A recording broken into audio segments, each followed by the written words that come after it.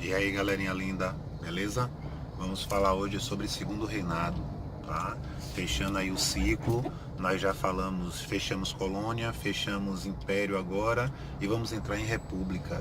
Então a aula de hoje vai ser sobre Império Brasileiro, segundo reinado, governo de Dom Pedro II, o cara que brocou politicamente o nosso país, positivamente. Solta a vinheta.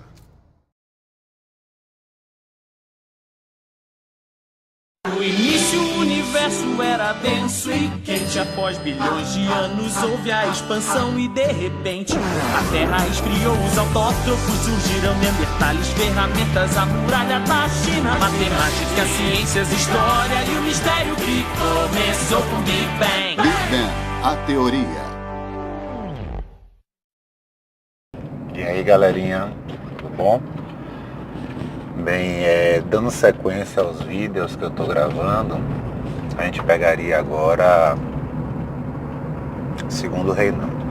Eu tô botando em sequência, os meninos pediram que eu fizesse uma playlist só pra polícia, né? Então eu já botei a playlist lá no YouTube. Nós temos a sequência desde as grandes navegações, né? Aí eu boto lá porque os portugueses vieram parar no Brasil. Aí nós temos Brasil Colônia, vai falar sobre período pré-colonial, capitanias, governo geral.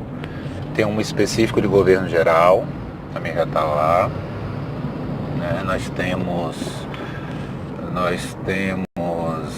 as revoltas, aí eu faço uma geral de revoltas, faço uma de Beckmann, Felipe dos Santos, Mascate, os Emboabas, faço uma comparando a Inconfidência Mineira com a Baiana, tá tudo em sequência.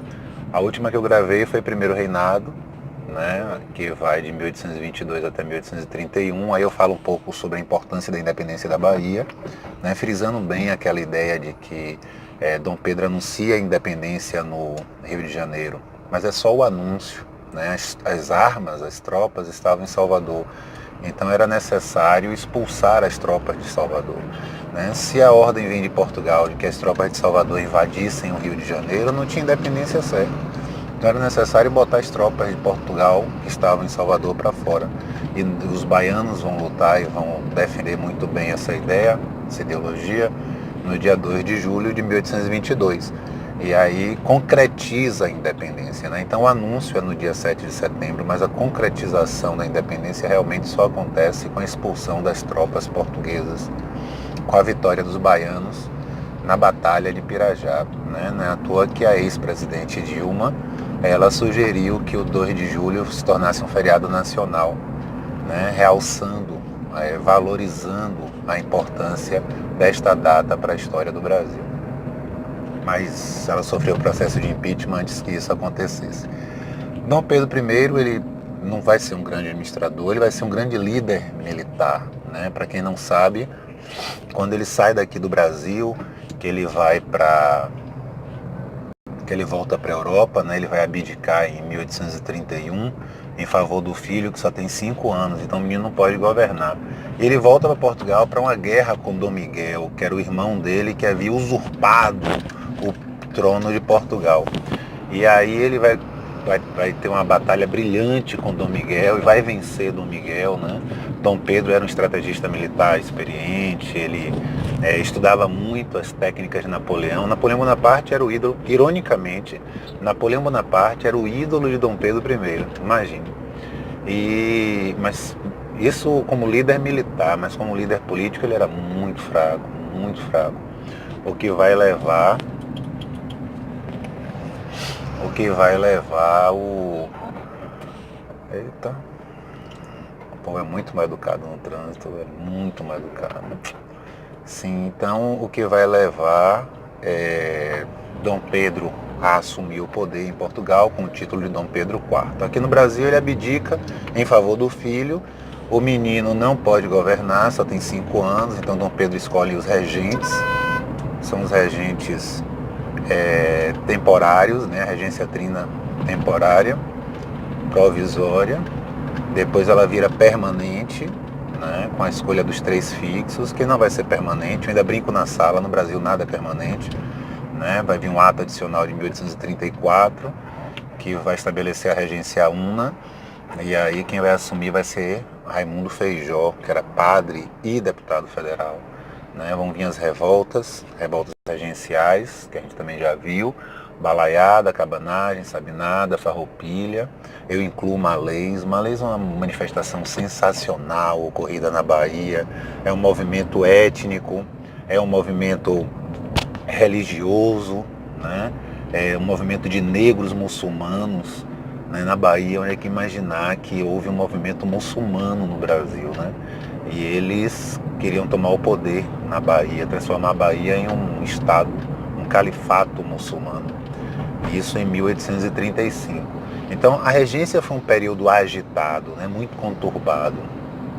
E era necessário manter essa centralização. E essa centralização aconteceria na figura do rei. Então era necessário antecipar a maioridade de Dom Pedro. O problema todo é que o Congresso não estava muito disposto a antecipar a maioridade de Dom Pedro, porque antecipar a maioridade de Dom Pedro significava perder o poder. Porque até então quem mandava eram os regentes escolhidos pelo Congresso Nacional. Né? Depois de Feijó, vem Araújo Lima. Né? Então era necessário convencer o Congresso a antecipar essa maioridade. E aí Dom Pedro e o grupo político dele, o grupo que desejava colocar ele no poder, vai fazer isso de forma muito astuta, né? É o golpe da maioridade. Ele oferece ao Congresso Nacional o parlamentarismo, ele diz que vai assinar o parlamentarismo assim que assumir, né? O Congresso engole porque os olhos crescem, a ambição do político brasileiro não é de hoje, é de muito tempo. Eles entendiam como parlamentarismo um modelo tradicional inglês, no qual o rei, né, é uma figura meramente ilustrativa, quem governa é o primeiro-ministro escolhido pelo Congresso, que é o formato de 1688 da Gloriosa. E aí o que é que os caras fazem? Não, se é para assinar o parlamentarismo, a gente topa antecipar a maioridade de Dom Pedro. E quando Dom Pedro tem a maioridade dele antecipada, ele em 1840, ele aí assina o parlamentarismo, mas é um parlamentarismo não segundo o modelo inglês, mas segundo o modelo do próprio Dom Pedro. É um parlamentarismo ao contrário. E é por isso que ele recebe o nome de às avessas. Né? Se no modelo tradicional o rei tem uma figura meramente ilustrativa e quem governa é o primeiro-ministro, no parlamento criado por Dom Pedro, quem vai ter uma figura meramente ilustrativa vai ser o primeiro-ministro. Né? Quem realmente vai governar o país vai ser o rei. É por isso que é às avessas, né? Ao contrário. E aí Dom Pedro passa a governar o Brasil, enganando o Congresso Nacional. Mas foi um governo muito bom, um governo de crescimento, de desenvolvimento econômico, de avanços políticos. Né? A monarquia no Brasil deu certo. Né? Eu tenho um outro vídeo que eu vou postar já depois desse para vocês, sou eu defendendo a monarquia. Né? A monarquia foi um sistema que deu certo no Brasil. O Brasil era respeitado. Né? Então, no século XIX, no final do século XIX, a grande nação americana era o Brasil. Né? Não era os Estados Unidos. Os Estados Unidos vai ultrapassar o Brasil em nível de importância depois da Primeira Guerra Mundial. Então, até o início do século XX, o Brasil galgava, né, de muito respeito nas cortes europeias, nos países. Né? Você vê que quando foi proclamada a República no Brasil, os jornais europeus perguntavam por quê. Ninguém entendia, é um sistema muito bem estruturado, um sistema político organizado, né? Mas aí é o que eu costumo dizer que foi o primeiro grande golpe da história do Brasil. Né? Os latifundiários, que é o poder econômico, os militares e a Igreja Católica se juntam contra o povo brasileiro e derrubam a monarquia. Né? O povo brasileiro até então atônito, sem saber o que estava acontecendo. Né? Segundo o professor da UFBA, o professor doutor da UFBA, ele diz, assistiram a tudo bestializados. Né? Com cara de besta, ninguém sabia o que estava acontecendo e que havia sido tudo arquitetado pela elite, né, religiosa, militar e econômica do país. É o primeiro grande golpe da nossa história. Professor, e por que você acha que o governo de Dom Pedro foi tão bom assim? Gente, foram 49 anos de governo, 49 anos de inflação acumulada. A inflação acumulada do período deu 10%. Né? Se você levar em consideração que hoje no Brasil, Em pleno crescimento econômico, nós estamos com 25% de inflação anual, e Dom Pedro conseguiu manter a inflação de 10% por 49 anos, 10% acumulada. É um período de crescimento econômico. Dom Pedro vai negociar as dívidas dos fazendeiros de açúcar, que estavam endividados, deviam muito ao governo. Ele dá anistia, ele dá novos empréstimos, ele concede novos empréstimos, e aí nós vamos ter o Brasil voltando a produzir a cana-de-açúcar. No século XVIII, um português chamado Francisco de Melo Palheta, o Palheta, ele trouxe a primeira muda de café para o Brasil, Foi plantada no Ceará, não deu certo, solo massapê, clima tropical. A cultura deles era de cultivar o café no quintal de casa para consumo próprio, Mas no século XIX o café já chegou no Vale do Paraíba, região de São Paulo, e aí nós vamos ter uma produção em larga escala. Dom Pedro vai investir nisso. O Brasil hoje é o maior produtor de café do mundo, o melhor grão do mundo é o grão brasileiro. Eu costumo brincar na sala e dizer que aqui no Brasil a gente não toma café, aqui a gente toma borra de café, sobra. Você espalha o café na mesa, você vai ver um monte de farelinho branco. Ali tem de tudo, gente. Ali tem raspa de madeira, farelo de milho, tem um monte de porcaria que eles misturam no pó que a gente toma. Os melhores grãos são os grãos de exportação, Nós vendemos no exterior. Tudo que o Brasil produz de melhor a gente vende. O que fica aqui dentro é refluxo. Então café, açúcar, em Minas Gerais, o gado leiteiro, produção de leite. No sul do Brasil, o investimento na área da produção do gado de corte, o charque, a carne salgada, borracha na Amazônia, algodão no Nordeste, que é para sustentar a indústria têxtil, que estava tendo prejuízo com a guerra de secessão nos Estados Unidos. Houve uma seca no sertão nordestino, e os sertanejos, eles procurando um lugar mais ameno para morar, acabaram indo parar no sul da Bahia, e a extração do cacau. Então a gente tem aí cacau, borracha, algodão, fumo na região do Recôncavo, Cachoeira, São Félix, charutaria de São Félix. Nós temos aí o leite, nós temos o açúcar, nós temos o café. Uma pedrinha feia que foi encontrada em uma região aqui da Bahia, que servia de peso de papel, e aí a gente vai descobrir que esse peso de papel, essa pedrinha horrorosa, era diamante, e aí surge a região da Chapada Diamantina, Lençóis, Mucugê, Capão, Rui Barbosa, Então é um período de muito crescimento. Agora, não sei se vocês notaram que eu não falei indústria. Dom Pedro II, ele não era muito fã de indústria, não. A produção dele era agropecuária, o investimento era agropecuária. Ele entendia que o Brasil deveria engajar no cenário internacional como produtor, extrativista, mas não de produção industrial. Ele entendia, que o Brasil deveria suprir o mercado internacional com o que ele produzia e absorver o que o mercado vendia através da sua indústria, normalmente a indústria inglesa. Mas nós vamos ter um breve, um suspiro de industrialização nesse período. Muita gente não diz nem que houve industrialização no Brasil nesse período.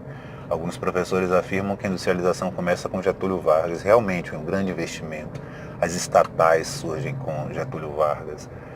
Mas houve sim um suspiro industrial nesse período, Houve uma reformulação das taxas, de produtos que entravam no Brasil, e essa reformulação fez com que a indústria acabasse sendo protegida, a indústria nacional. O que não era produzido no Brasil era taxado por um preço mais baixo, e o que era produzido no Brasil, a taxa era mais alta, e consequentemente protegia a indústria nacional, que não existia. Mas aí vai ter um visionário, um jovem chamado Irineu Evangelista de Souza, que vai entender que vai ser importante esse protecionismo, e vai investir na indústria nacional, e vai se tornar um dos grandes nomes do empreendedorismo brasileiro, né? Para mim, o grande nome, né? Que vai ser o Barão de Mauá. Investiu em bancos, estaleiros, ele era dono de 7 estaleiros espalhados pelo Brasil, ele era dono de bancos, né? Salvou a economia uruguaia da crise, ele era dono da estrada de ferro, né? A primeira locomotiva do Brasil se chama A Baronesa, em homenagem à esposa dele, né? Que era prima, né? Por isso eles não tiveram filhos. Ele foi recriminado pela sociedade por ter casado com a própria prima. A esposa passeava à noite pelo Rio de Janeiro e voltava assustada porque o vento apagava as luzes e ela achava o rio muito perigoso. E aí ele mandou iluminar a cidade para ela poder passear à noite. E criou a Light, né, que é a empresa de iluminação pública do Rio de Janeiro. Ele botou energia elétrica no Rio de Janeiro. O cara foi um funcionário, mas infelizmente sem apoio do governo, né, pressionado pelo governo inglês, eles são obrigados a retirar esse protecionismo que leva à falência das indústrias de Mauá. Além da evolução econômica, além de Mauá, do golpe da maioridade, do parlamentarismo, nós vamos ter a assinatura das leis abolicionistas. Esse vídeo vai sair enorme. As leis abolicionistas, né? Nós estudamos 4, 1850, a Lei Eusébio de Queiroz, 1871, a Lei do Ventre Livre, 1885, a Lei do Sexagenário, 1888, a Lei Áurea. Para quem vai fazer a prova do Enem, o equivalente da prova de soldado no concurso, você só precisa saber o que as leis significavam. Então, a Eusébio de Queiroz acabou com o tráfico negreiro. A Lei do Ventre Livre libertou todos os recém-nascidos. Então, a criança aos 5 anos era posta em liberdade. A Lei do Sexagenário libertou todos os escravos com mais de 60 anos. E a Lei Áurea, que acabou com a escravidão em todo o território brasileiro. Então, quem vai fazer a prova do Enem ou quem vai fazer a prova do soldado da polícia, você só precisa saber o que a revolta falava. O que era a lei. Mas quem vai fazer o NEB, e é o equivalente de oficial da Polícia Militar, porque a empresa que faz a prova da UNEB é a Consultec. Quem faz a prova do oficial da polícia é a Consultec. Antigamente, inclusive, eles eram juntos, né? Você se inscrevia no vestibular da UNEB para poder ser oficial da Polícia Militar. E aí, eles partem do pressuposto que você já sabe o que a lei significa. Então ele não vai lhe perguntar o que a lei significa, porque ele acha que você já sabe. Ele quer que você tenha o poder de criticar a lei. Então, por exemplo, a Lei Eusébio de Queiroz acabou com o tráfico negreiro. Quais são as consequências de ter acabado o tráfico? Acabou com a escravidão interna? Não. Aumentou o fluxo de comércio interno escravo? Sim. O Sul está se desenvolvendo, o Nordeste está se retraindo, então uma forma de ganhar dinheiro é vender escravos para o Sul do país. Então ocorre essa migração interna, esse comércio interno. O preço do escravo, a lei de oferta e de procura. Se tem muito, o preço cai, se tem pouco, o preço sobe. Então, se proíbe o tráfico, vai diminuir a quantidade de escravo que entra no Brasil. Com a diminuição do escravo, aumenta o preço. Então vai ocorrer uma hipervalorização do preço do escravo. E a pior de todas as consequências, que vai ser o escravo reprodutor. Quando o dono da fazenda vê que ele não vai ter condições de comprar mais escravos, ele vai produzir na fazenda. Então ele separa um escravo, dá a ele uma alimentação boa, descansa e todo dia de noite levava para ele uma escrava diferente. Teve uma novela da Globo chamada Sim a Moça, que no início da novela houve um escravo que foi chicoteado até a morte, que o pessoal chamava de... era Pai José. Era Pai José? Eu acho que era, que depois vem os guerreiros de Pai José. Ele teve mais de 100 filhos. Ele era um escravo reprodutor, E...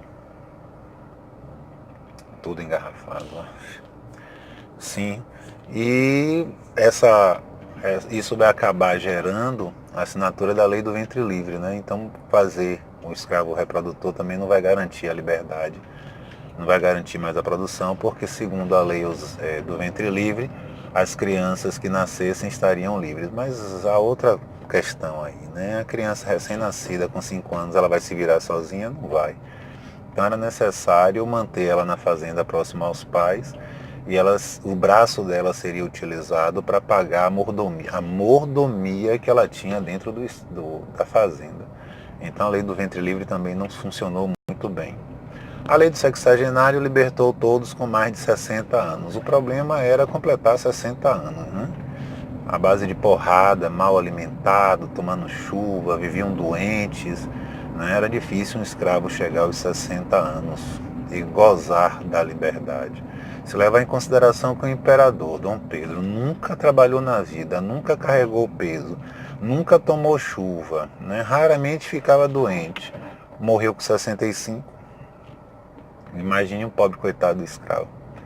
E a Lei Áurea que libertou todos os escravos. E a grande consequência da Lei Áurea vai ser justamente a falta de um investimento na receptividade desse ex-escravo, né? Então ela liberta e deixa o escravo se virar sozinho, o que vai dar uma tendência ao escravo a cair na marginalidade, né? Seria necessário o governo ter um projeto, né, de requalificação, de colocar o escravo dentro engajar o escravo dentro do mercado de trabalho, Minha Casa Minha Vida, esse diabo todo aí que a gente conhece hoje que não tinha na época. E essa é a principal crítica da Lei Áurea.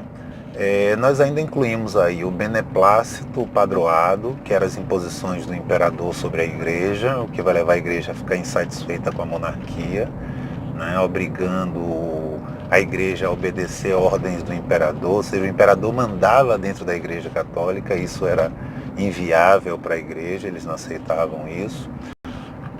A Guerra do Paraguai, o exército brasileiro participa ativamente da guerra, né? O Brasil, Argentina e Uruguai formando a tríplice aliança contra o Paraguai. Detalhe que nós quase perdemos essa guerra, né? Não perdemos porque houve a interferência direta da Inglaterra, né? O nosso patrono do exército liderou nossas tropas, o Duque de Caxias, que a história chama de o pacificador, extremamente violento, agressivo, resolvia tudo na violência. E aí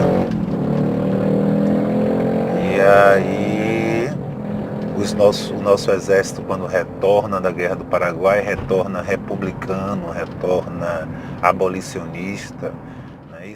Então, o Brasil participa dessa guerra, né? O grande genocídio da América do Sul, né? O grande genocídio do continente americano, quando as forças da Tríplice Aliança, liderada pelo Duque de Caxias, o nosso patrono do Exército Brasileiro, né? Devasta, né, com o Paraguai. E aí quando eles retornam